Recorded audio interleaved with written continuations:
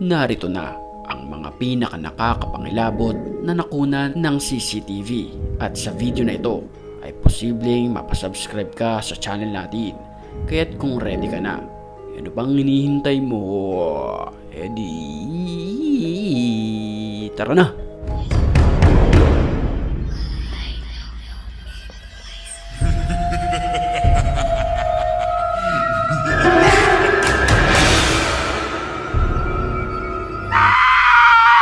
Sa paunang video natin ay mapapaisip ka na lang talaga kung saan nanggaling ang lalaking nakaitim na makikita sa bandang kanan ng video na ito.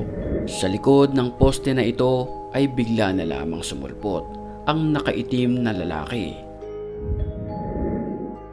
Walang makapagpaliwanag kung ito ba ay glitch lamang ng kamera o kaya naman ay galing sa ibang dimensyon ang nilalang na ito. Hating gabi naman nang makunan ng CCTV ang pangyayari sa gilid ng kalsada. Sa video makikita natin na animoy may isang nakaputi na naglalakad na para bang isang bata.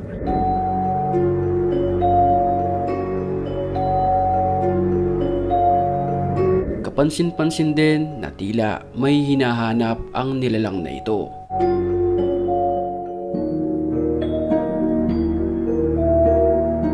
Maya-maya lamang naglakad ito papuntang gitna ng kalsada. Kasabay niyan ang pagdating ng isang nakamotorsiklo at ang mga sumunod na nangyari ay panoorin natin.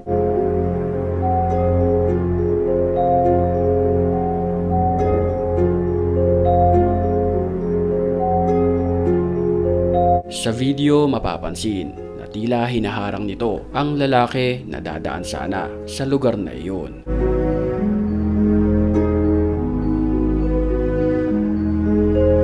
Walang nagawa ang lalaki kundi mapatakbo na lamang at ang nilalang na nakaputi ay umalis rin matapos ang ilang minuto.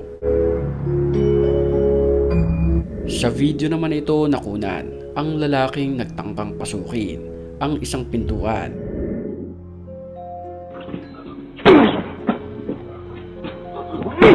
Pagkatapos niyang bundulin ang pintuan ay animoy sinaniban ito ng masamang espiritu.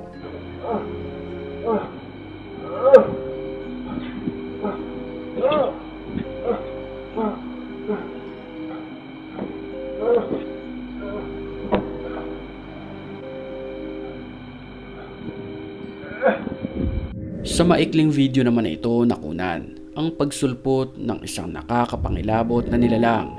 Pansinin nating maigi sa bandang kaliwa ng video na ito.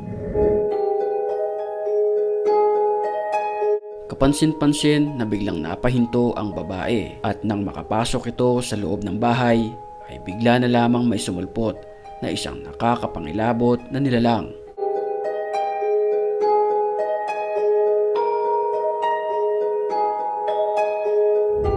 May mga nagsasabi na posibleng aswang ito na umaatake gabi-gabi. Huling-huli naman sa CCTV na ito ang isang masamang espiritu na bigla na lamang sumunod sa babaeng naglalakad sa gilid ng kalsadang ito.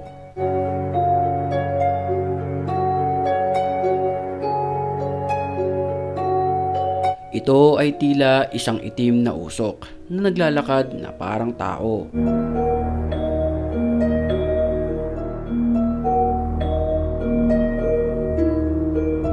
Sa pool naman sa CCTV ng hospital na ito ang isang pangyayari kung saan makikita ang animoy paghatak sa paa ng isang pasyente nang hindi naman nakikita na nilalang. Dahil napasigaw ang pasyente, agad naman nagpunta ang nurse nito. Gayunpaman, nireview nila ang CCTV at ito ang nagpatindig sa kanilang mga balahibo.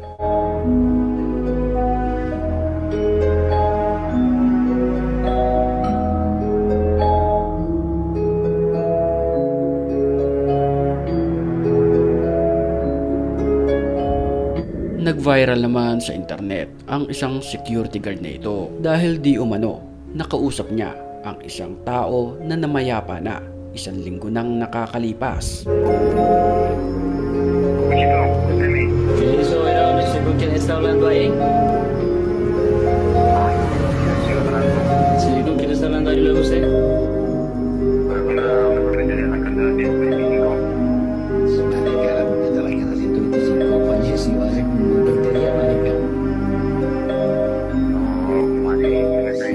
Sí, no, usted está hablando ahí solo, marica, lo estoy viendo aquí por la cámara, usted está hablando ahí solo.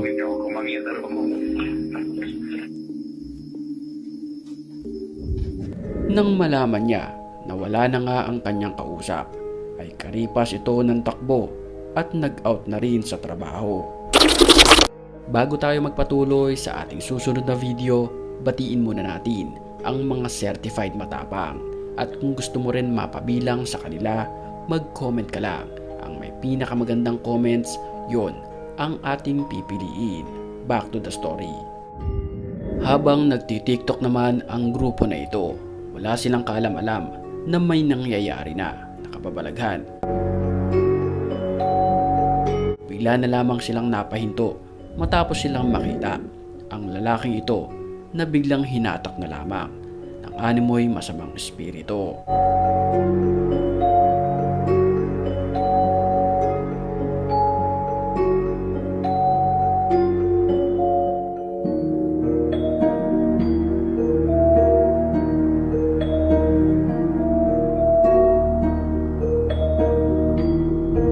Napakalaking palais pa naman para sa mga nakapanood ng video na ito. Ang babae kasi ay biglang sumulpot pagkaraan mismo ng sasakyan na makikita sa video. Ang babaeng nakaputi na makikita sa video ay tila balisa at ang pinaka nakakapangilabot dito ay walang nakapansin ni isa sa kanya.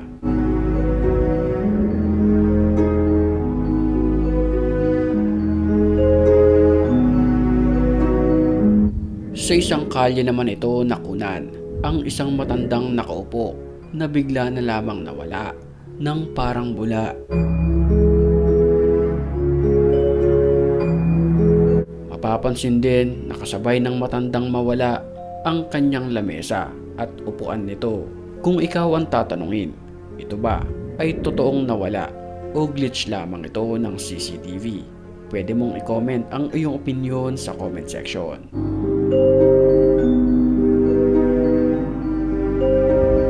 Nakakapangilabot naman ang nakunan ng CCTV na ito. Makikita natin sa video na may isang lalaking nakaupo. Kasabay niyan ang paglutang ng isang bagay na ito di kalayuan mula sa kanya. Napansin niyang dumaan ang isang anino, pero ang nakalutang na bagay na iyon ay napansin niya lamang nang ito'y bumagsak na. Creepy.